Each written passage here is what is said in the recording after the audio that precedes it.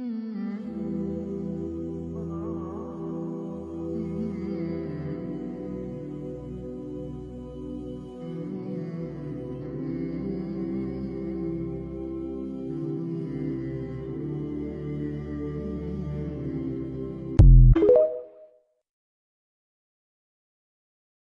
إله إلا الله واحدا أحدا صمدا لم يتخذه صاحبة ولا ولدا ولم يكن له كفوا أحد.